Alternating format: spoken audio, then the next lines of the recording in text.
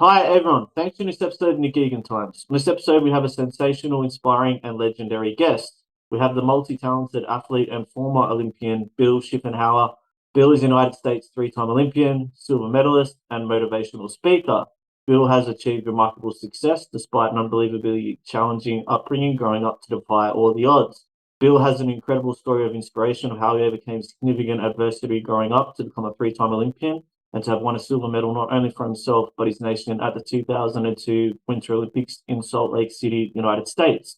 Welcome to the multi-talented Bill, and thanks for coming on the podcast. Awesome, Nick. I appreciate it. Thanks for having me on. Super excited anytime we get to share stories with each other and the people that may follow us. It's always a pleasure to do so. 100%. Definitely looking forward to it. All right. Firstly, how's it all been going over there? You know what? Life is really good. One of the things on top of all the things that you talked about, I'm a partner in 13 companies, 13 global companies worldwide. A lot of it has to do in the technology space, and I'm in the middle of navigating a couple of pretty big technology deals. So life is good, wife is good, family's good, business is good. I've got zero complaints in life. Wonderful. That is wonderful. All right, let's jump straight into it. Take us back. Tell us about, obviously you had a tough upbringing in your early childhood, I guess, in your life. Explain that to me, your background, and I guess how it transpired. I guess you got the momentum into where you got to. Yeah, so it is what it is. I started off with parents that lived the street life, right? They were drug addicts. They partied in and out of the legal system. Dealt drugs. You name it. That was part of my architecture of life as a kid, and that's what I was exposed to. So I grew up with that, thinking that was normal life. Living on and off the streets, not having food to eat, seeing violence, 17 foster homes, getting in trouble with the law myself.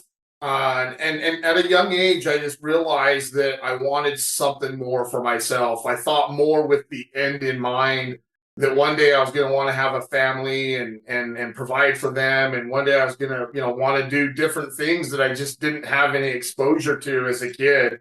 And so at a young age, seventh grade, I just made a choice to start like researching and looking into like what is possible for me, even as a seventh grade kid, right? What is possible? And I just didn't want to provide my family in the future with the same lifestyle that I was being provided by my mom. And I really believed that there was something better out there for myself. And through that, I started getting involved with talking to teachers and coaches and family members, and just being curious.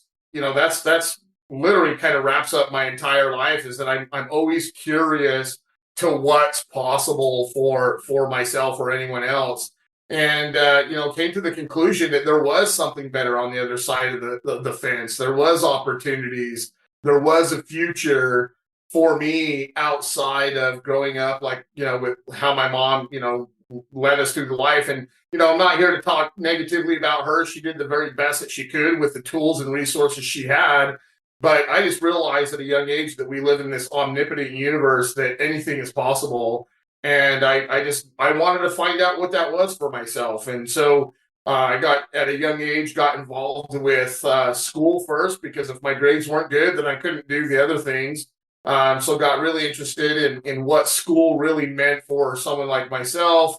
Got involved with athletics because I was really good at running from cops and jumping fences. So it was a natural progression.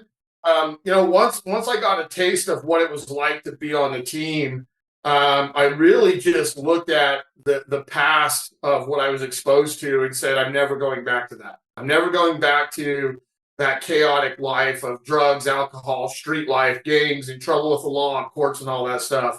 And getting involved with athletics, it's like there's almost, there's a lot of opportunities in sports, but I'm a true believer that like getting involved with athletics is like the foundation of community and culture and support and true athletics. And I really, really, really enjoyed that camaraderie in sport, and like having to set goals and reach for those goals and come up with a plan on how you're going to achieve that. And you know what? I just really, really embraced that and just was like, I'm not looking back. I love this. And I loved competition more than anything, man. I love a good competition. In anything nowadays, it's just really fun to have that friendly competition with other people, whether it's, business, sports, what have you. And, just through the years, just became really curious in how other people create success in their life. And one of the first things that I learned outside of goal setting and things like that was to don't allow excuses to define my life. And so I just tried, throughout my life, my careers, to not allow any excuses in my architecture of life.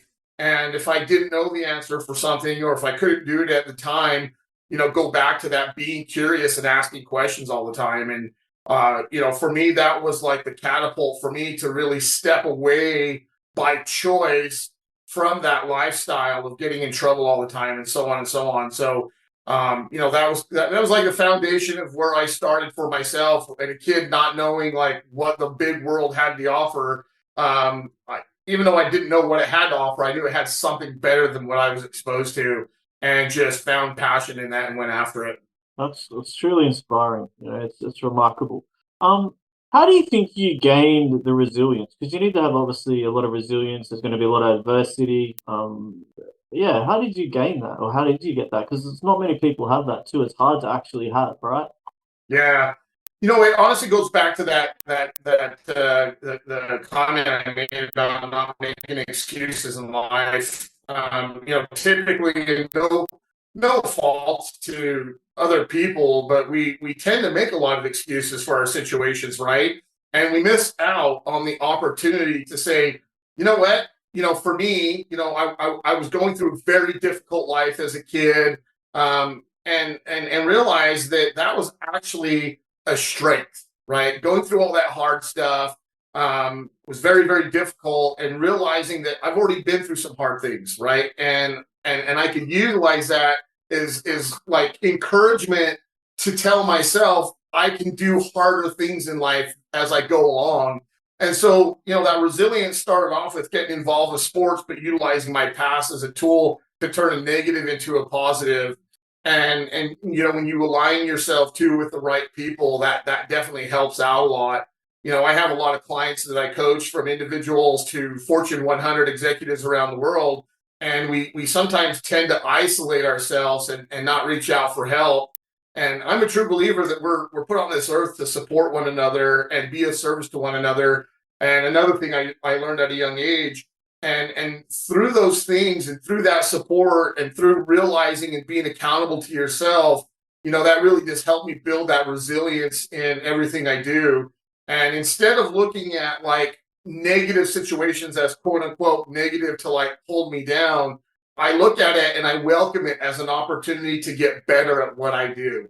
Incredible. Tell me about the story of how you transitioned from athletics to how you actually went to the Olympics to win a silver medal. That's truly remarkable. Yeah. So, for the people to watch it, I started off in athletics, Americans, track and field, just to clarify for them. And I was ranked top 5 in the world in the decathlon. And for those who don't know, decathlon's composed of 10 sports, 5 one day, 5 the next day. You combine your totals to come up with the score. But, that was supposed to be the goal. That was supposed to be the thing that everybody knew, that Billy was pursuing: the Summer Olympics, 2000 Sydney Games. And, it is what it is. We all have different stories and different paths, and it's all about what we learn from those stories and paths on how we, level up ourselves. And, it was in a lot of people's minds, including my mind, getting ready for the Sydney Olympics was a done deal. I qualified. I was top 5 in the world. And all I had to do was go out there and perform just like I had time over and make the Olympic team, go to Sydney, and potentially win an Olympic medal. Well, that's not what happened. Obviously, that's why we're here having this conversation. I 2 weeks before Olympic trials, I blew my ankle out during the long jump of a decathlon. And we kind of went into a little bit of a panic mode when that injury happened, and of course we called the trainers to kind of like tape up my ankle and numb it up to see if we could keep going, and we just did more damage. And the reality is we should have just stopped right when the injury happened. Went and did some rehab to get ready for Olympic trials, but it is what it is. We went into panic mode. It was a really bad situation. But then when we realized that, or when I realized that I wasn't going to make the team because my injury is severe enough, I couldn't move on. I wasn't going to be ready now for the Olympic trials in 2 weeks from the time we had the injury. And I was really defeated. I mean, I went home. I was in tears. I was depressed. I was turned into an alcoholic. Felt sorry for myself. And I was fortunate enough to have just amazing people that surrounded me, from coaches to family to friends and all that stuff. And somebody got wind of the Olympics happening in Salt Lake City, and I was approached by friends. They're like, "Oh my gosh, you should try the bobsled at the next Olympics." And I was like, first off, what is bobsled? And second, what are the Winter Olympics? Because I had no idea. My mindset was 100% Summer Olympics athletics. And long story short, we we just all got together, my coaches and some family and friends, some strategic people, and just said, "Hey, like, there's a sport called bobsled. Here's the movie Cool Runnings. Watch it so you can know what it is." I watched Cool Runnings. And then after I watched Cool Runnings, I had an opportunity to watch Team USA competing over in St. Moritz, Switzerland. And that's when I was like, realized the athleticism it took to be a bobsleigh athlete. And, we were like, you know what? The Olympics are a year and 3 months away. Now, the reality is most athletes won't switch sports into a sport they've never done, never even knew, and make it a team, especially at Olympic level. But we just have the mindset of like, why not? What do we have to lose, right? We've been training hard. We're in great shape. Little work on the mindset from the injury of not making Olympic trials, but that was easy. And then we said, what if?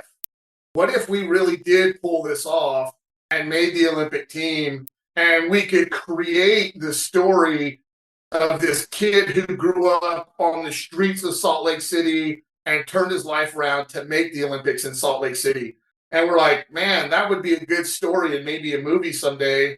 Let's just go for it and see what happens, right? Let's just go for it. And, I really try to like really push that home, because, I do a lot of research when I do talks or I'm in business, and you're not, several years ago, I to the conclusion through research that 98% of all humans, 8.1 billion people on this planet, fail to take any actions on their dreams. And that only leaves like 2% of us that do. And so, I wanted to be part of that 2%. And I didn't want to look back and say, oh, I had an opportunity to do this. I should have done it, or I could have done it, or I would have done it. We just said, hey, why not? It's an opportunity. Let's just go for it and see what happens. And if we don't make it, we don't make it. There was zero expectation from anyone else, right?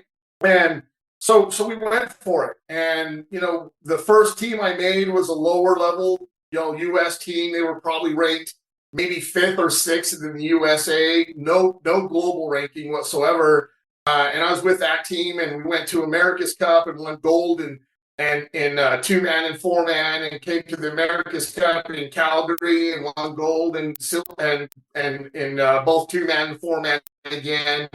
And that's when I just really realized how I really enjoyed the sport. First and foremost, is like going to an amusement park. I just continued on that path of staying focused and learning from the athletes and learning from the coaches. So how I could figure out how to take my athletic ability in athletics or track and field, and how do I, make it happen in the bobsled. And, again, we were just like, just go for it, see what happens. And, probably throughout that year and a half, I had Team USA 1, 2, and 3 always knocking at my door, like, come with us. But I was pretty loyal to my team until we got closer to Olympic trials, and my team hadn't qualified yet. We were having, some issues with like equipment that hadn't come in yet. So the chances of that team making the Olympics was getting slimmer and slimmer every day. And at the same time, I had Team USA One approach me and say, "Hey, listen, we have an opportunity for you because we're the number one ranked team in the world that we can bring on a team alternate, right? So we want to offer that to you. We've been watching you.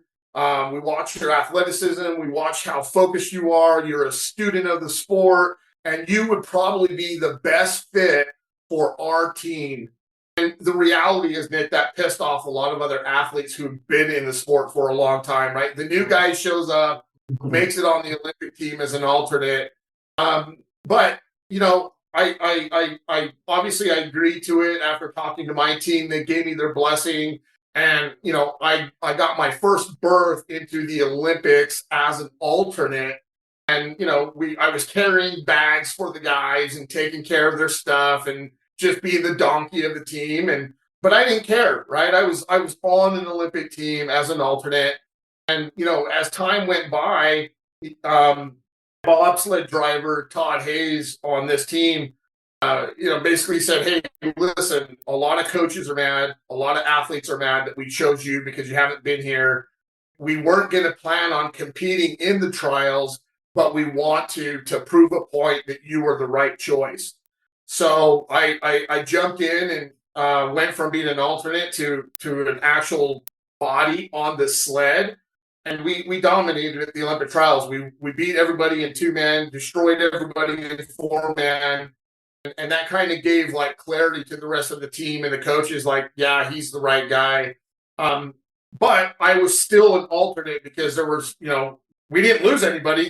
We just wanted to prove a point.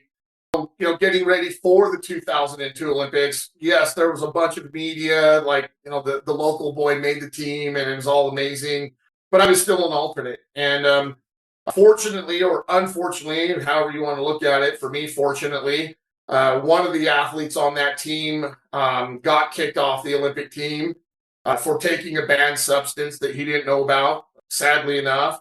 And that skyrocketed me into his position to actually compete with the team at the 2002 games.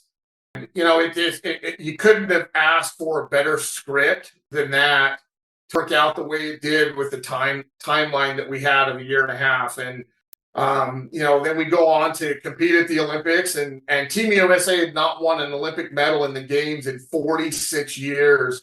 And obviously, we come away with winning the first Olympic medal in the silver, and then Team USA 2 wins the bronze, and a massive celebration. But it was, kind of a feather in the cap, if you will, on the thought process back when we said, "Hey, let's try this and give it a shot. We got nothing to lose."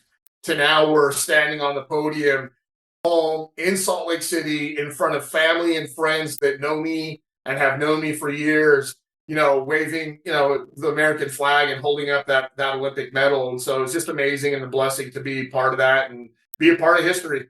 Incredible. It should be a movie. Like, you literally have a script there for this being a movie. Like, it's remarkable. In detail, I guess, the feeling of being on the podium, especially looking back at the adversity and everything you had gone through to reach that. That's basically the pinnacle, and that's the achievement in essence, I guess, of getting the medal. That feeling, like, can you describe it? Like, that must have been just incredible.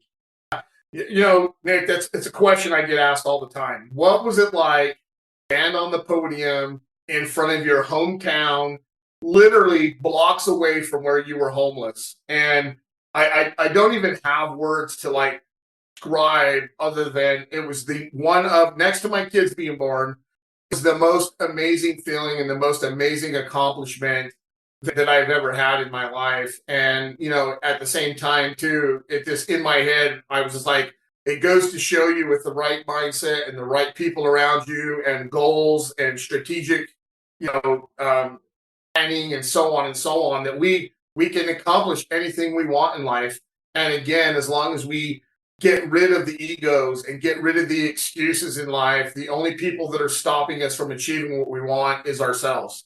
Sometimes we've got to get out of our own way and then have that opportunity to stand up and not only represent your country, but represent your family and your friends that are out in the crowd and cheering you on and holding up signs and telling you, there were signs in the crowd from my family and friends said, "Dreams, I told you, dreams do come true."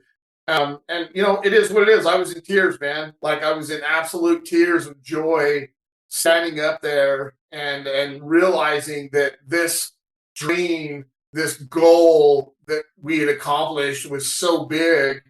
And it wasn't just about me. It was about everyone else who was there to support the goal and the dream. And it hasn't gotten stale at all 20 plus years later, Tremendous, inspiring. Yeah, it's amazing.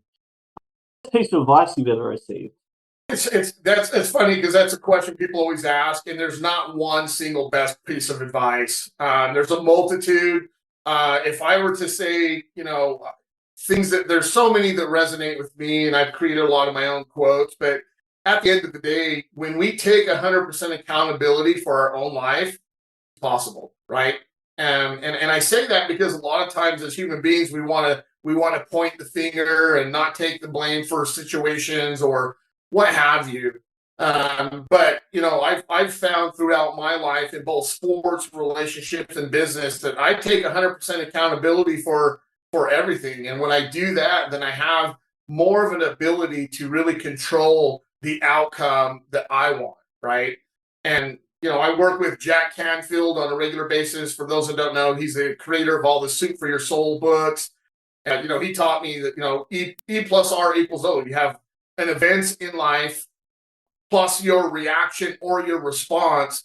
You can then dictate the outcome the way you want to. And the more we can take that accountability and respond to life as opposed to react to life, that's going to go a long ways. And just realizing that, if everyone lives in their own little life architecture that we're responsible for building, and we can either build it by default or we can build it by design. And, I just encourage everyone out there to, self-reflect on where they're at in life and what they've done. And if they're not in a place where they really, really want to be, it's about taking accountability and decluttering those negative things out of your life and rebuild it with the intention that it's being rebuilt by design, right? Because we a lot of us have a lot of things in our life that don't serve us, and that can be people, places, things, practices. And if not serving you, then let's just go ahead and get rid of those because they're not helping you out, right? But again, that really starts with that accountability piece. So, what do you want your legacy to be when you look back? Well, yeah, what do you want your legacy to look like? it's continually growing every day, but at the end of the day, I want that legacy to be, I want people to look back and see a young kid who started off in this world with absolutely no tools, no resources, no hope, and found a way to create his own life by design, right? And did that through being accountable, being of service to others. Honestly, those are my the biggest ones: is being accountable, being of service to others, and when I take accountability for everything in my life, and then I provide service to the people around me that either want it or ask for it, everything comes back to me, tenfold. And I don't need to be known as the richest guy or the guy that has the most companies or any of that stuff. I wanted to realize that against all odds, which funny enough, I have a documentary, I don't know if you've seen it, Nick, that against all odds, I was able to create everything that I wanted in my life and for my family and for my friends and for nonprofits that I'm passionate about, and did it in a way with integrity. What inspires you daily too? What inspires you daily? A lot of it still is the same, right? Like right now, most of my life is comprised of doing a lot of business meetings, business deals. And I have team members on all these companies that I'm working with, and at the end of the day, if I could play a part and I could play a role in helping them succeed, then that's exciting for me. And it is what it is. I'm a huge fan of that. Again, I'll say it till blue in the face, but again, when I get to be of service to help somebody out with what they're doing, and in some cases help solve some of their biggest issues that they're dealing with in life, I love doing that. I love getting up and helping people out. And again, it is not about me, because I figured out my equation in life, again, and I've said it several times, is the more I am of service to others, the more everything I want and or need is returned to me on massive scale, right? And then I love the whole competition of business. I love it. Like, I love, tomorrow I'm flying out to negotiate a potentially multi-billion-dollar deal, and I'm absolutely 100% confident I'll come home with that agreement in my hand and move on, and that's fun. And it's more than just the money. It's also what I can actually do with that money, and what others that are involved in this deal can do with the money, and being involved with nonprofits, helping to educate our humanity, and build schools and all those different things, right? Because at the end of the day, how much money do we really need, right, to live our life in a healthy way? So just getting up every day, and the challenges that life has to offer. And I think that's the biggest difference of, when you talk to a lot of people, like, I look at challenges as opportunities in life to create. And people are like, oh my gosh, that's a hurdle. Like, what do I do? And I'm like, oh man, let's put more hurdles up there, because the more hurdles I have, the more it's an opportunity for me to learn, and after everyone I go over to, right? So again, so the inspiration is my family first and foremost, and what I can do to support them through the ventures that I'm involved with, and then like people within our companies, and then the nonprofits and all that stuff. Well, thank you for sharing. Okay, if you're 18 again and you could change that, if you could go back in time, you could change anything personally or professionally, what would you change? Single thing. And it's funny, because I've had this question asked a lot of times, and I've had years to think about it, but everything that's happened in my life, everything, the good, the bad, the ugly, the amazing, the absolutely disasters, have all led me to this space that I'm in right now, right? And again, the difference is I've chosen to use any of those things that most people would see as negatives as opportunities to learn and grow, right? And I'm talking about some really dark stuff that has happened in my career, that when I came out on the other end, I was so much better of another human being, that it just helped me level up again and again and again. So I wouldn't change anything, even though some of that stuff sucked and it wasn't fun. It helped me find out that I could be a better person and a bigger person than I ever thought I could be. Bill, thank you for coming on the podcast. I do appreciate it. It's incredible what you've done. It's incredible now, especially what you're talking about with the business world. Yeah, it's remarkable. You're an inspiration. And yeah, thanks for coming on. Thanks, Nicholas, for you and I connecting. And, this is what it's all about.